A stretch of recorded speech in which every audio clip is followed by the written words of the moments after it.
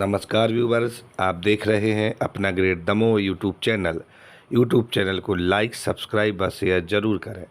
हम आपको बताते हैं कि लोकसभा और राज्यसभा में महिला आरक्षण बिल पारित हुआ है, जिसमें पक्ष और विपक्ष ने दोनों ने ही भरपूर सहयोग किया और भारी मतों से यह बिल पारित हुआ, जिसमें महिलाओं को एक नई शक्ति मिलेगी और राजनीति में महिलाओं का कद भी बढ़ेगा।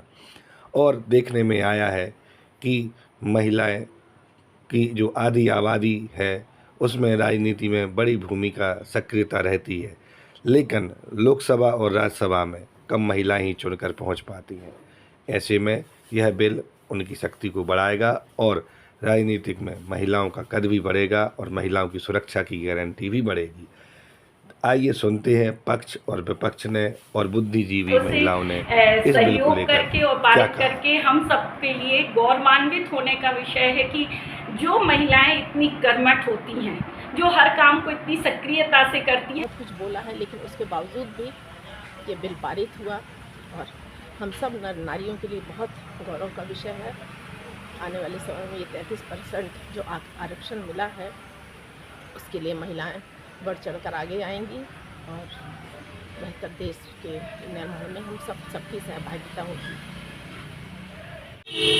देखिए, मैं यही कहूँगी कि कांग्रेस पार्टी हमेशा से चाहती थी कि महिला आरक्षण बिल पास हो और कांग्रेस पार्टी हमेशा से बहनों और माताओं का और हमारी देश की बहनों का हमेशा से सम्मान करती आ रही है। पर ये जो महिला आरक्षण बिल पास हुआ है, महज एक चुनावी जुमला हम लोग को समझ में आता है केंद्र का, क्योंकि इस बात पर मुझे कबीरदास जी की बहुत अच्छी चौपाई याद आ रही है कि बड़ा हुआ सो क्या हुआ, जैसे पेड़ खजूर और पंक्ति को छाया नहीं, फल लागे अति दूर। ये महज उसी तरह से है कि हमको पेड़ तो दिख रहा है पर हमको छाया प्राप्त नहीं हो रही, ना उससे कोई फल खाने मिल रहा है। ठीक है, आपने महिला आरक्षण बिल पास तो कर दिया, पर ये कब तक आपने इसका कानून भी बना दिया, पर क्या हमारी बहनों को इसका लाभ अभी आने वाले लोकसभा चुनाव में मिलेगा? नहीं मिलेगा। तो इस तरह आनंद फानन में केंद्र ने जो कानून पास किया है हमारी बहनों के लिए, उसका अगर आप फ़ायदा आने वाले चुनाव में नहीं दे पा रहे थे, तो हमारे 50% आबादी वाली बहनों को और माताओं को आपने जिस तरह ये आरक्षण बिल पास करके एक चुनावी जुमला बनाकर और उनके साथ जो छल किया है, ये बहुत गलत है और कांग्रेस पार्टी इसकी निंदा करती है। और हम केंद्र के इस बिल का समर्थन तो करते हैं, पर समर्थन उस स्थिति में करते हैं जब भी आने वाली लोकसभा चुनाव 24 में आप इसको लागू करें, जल्दी से जल्दी इसका एक परिसीमन करें, इसकी जनगणना करें। लेकिन आपने इसका कोई निश्चित टाइम लिमिट नहीं किया है। आपने कहा है कि इसको हम आने वाले समय में लागू करेंगे, तो मुझे नहीं लगता 5 से 6 साल या 7 साल, पता नहीं कब तक इसका हमें इंतज़ार करना पड़ेगा। तो इस तरह का छलावा जो बीजेपी की सरकार कर रही है, केंद्र की सरकार कर रही है, हम इसका समर्थन नहीं करते हैं और हमारी माताएं बहनें इस जुमले को और इस तरह के छलावे को अब समझ चुकी हैं। जी मैडम, जो अभी लोकसभा में महिला आरक्षण बिल पारित हुआ है, उस संदर्भ में आप क्या कहना चाहती हैं? ये हम लोगों के लिए बहुत खुशी की बात है कि इतने दिनों से जो पेंडिंग पड़ा हुआ था वो बिल आज पास हो गया है। और निश्चय ये काम तो बहुत पहले हो जाना चाहिए था, लेकिन फिर भी कहते हैं ना कि देर आए दुरुस्त आए। बहुत अच्छे, वो देश के लिए भी बहुत कुछ कर सकती है। तो उसकी सोच, उसका चिंतन और उसकी क्या भावनाएं हैं, वो किस तरह से इसको लागू कर सकती है, तो इसका यदि फ़ायदा हमारे देश को मिल सकता है तो ये बहुत अच्छी बात है। और दूसरी बात ये है कि जिस बिल को सभी पक्षों ने बहुत सहज स्वीकार किया है, तो निश्चय है ये तो हितकारी होगी ही।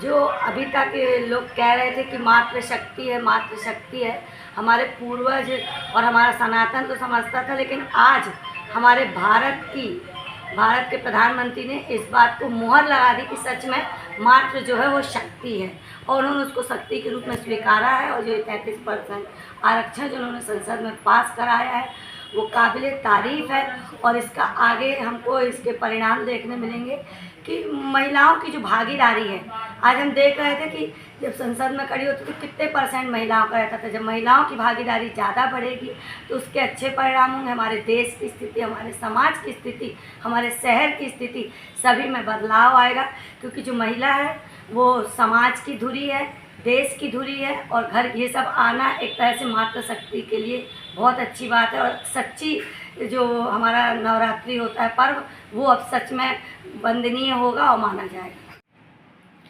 भारतीय जनता पार्टी ही एकमात्र ऐसी पार्टी है जो महिलाओं के लिए आरक्षण निश्चित कर संगठन में उनकी भागीदारी को निश्चित करती है। और जो नारी शक्ति वंदन अधिनियम विधेयक पारित हुआ है अभी, तो उससे निश्चित है कि महिलाओं का नेतृत्व लोकसभा और विधानसभा में बढ़ेगा, जिससे महिलाओं को राष्ट्र निर्माण में एक अहम भूमिका निभाने में बहुत बड़ा योगदान जो देना है, उसके लिए उनके बहुत अच्छे तरीके से मतलब रास्ते बनेंगे। और हम देखते हैं कि हमेशा माननीय मोदी जी ने कहा है कि जब एक महिला का विकास होगा तभी एक देश का विकास होगा, और इस बात को उन्होंने कहा ही नहीं है, हमेशा करके भी दिखाया है भारतीय जनता पार्टी ने। क्योंकि हम देखते हैं कि लगातार महिलाओं के विकास के लिए भारतीय जनता पार्टी जो कार्य कर रही है, हमारी 99% योजनाएं महिलाओं को केंद्र बिंदु बनाकर होती हैं भारतीय जनता पार्टी की। तो इस तरीके से जो मोदी जी ने अभी जो पहल की, जिस दिन नई संसद में प्रवेश हुआ और उन्होंने सबसे पहले महिला आरक्षण के मुद्दे को उठाया, तो उससे यह भारतीय जनता पार्टी की सोच सामने आती है कि जो भारतीय जनता पार्टी कहती है वो करती है। और मोदी जी ने हमेशा कहा है इस चीज़ को कि महिलाओं में एक प्रबंधन क्षमता बहुत अच्छी होती है, उनमें एक नेतृत्व क्षमता बहुत अच्छी होती है। तो यह बिल पास हो चुका है, तो इससे जो हमारे विधानसभा लोकसभा में महिलाओं का जो नेतृत्व बढ़ेगा, उससे देश का विकास निश्चित है। और जो महिलाओं की जो भागीदारी बढ़ेगी और उससे जो देश का विकास होगा वो वाकई देखने लायक होगा। क्योंकि इसमें कोई दो राय नहीं है कि महिलाएं जो निर्णय लेती हैं, जो ठानती हैं, उसको पूरा करती हैं।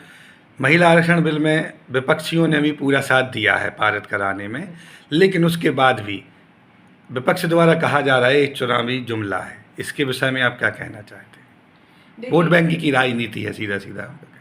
विपक्ष का तो ऐसा है कि उनको कुछ नहीं मिलता तो कुछ कहना ही है मुद्दा बनाकर। उन्होंने तो अभी लाडली बहना योजना के लिए भी कहा, उन्होंने हर योजना के लिए एक काट निकाली कि नहीं ऐसा है तो ऐसा है। लेकिन यह विपक्ष पूरी तरह गलत है, क्योंकि भारतीय जनता पार्टी ने हमेशा महिलाओं का मान सम्मान उसको आगे रखा है। और जैसे मैंने अभी भी बताया कि भारतीय जनता पार्टी ने हर योजना, जैसे हमारे प्रदेश में ही देखा जाए तो जो लाडली लक्ष्मी योजना आई थी, उस समय कोई चुनाव नहीं था, वो योजना आई थी 2006 में। तो उस योजना ने एक क्रांतिकारी परिवर्तन बुंदेलखंड में किया। हमारी बेटियों को शराब से उन्होंने वरदान बना दिया उस योजना ने। आज 1000 बेटों पर 972 बेटियां जन्म लेने लगी हैं, जो पहले ही आंकड़ा बहुत कम था। यह हमारी लाडली लक्ष्मी योजना की ही देन है। फिर उन्होंने बहनों के संबंध में कदम उठाया, अब लाडली बहनों को आवास, सिलेंडर, सारी सुविधाएं दे रहे हैं। तो ये जो विपक्ष है वह पूरी तरह गलत है, क्योंकि हमारी 50% की मतदाता वोटर महिलाएं हैं।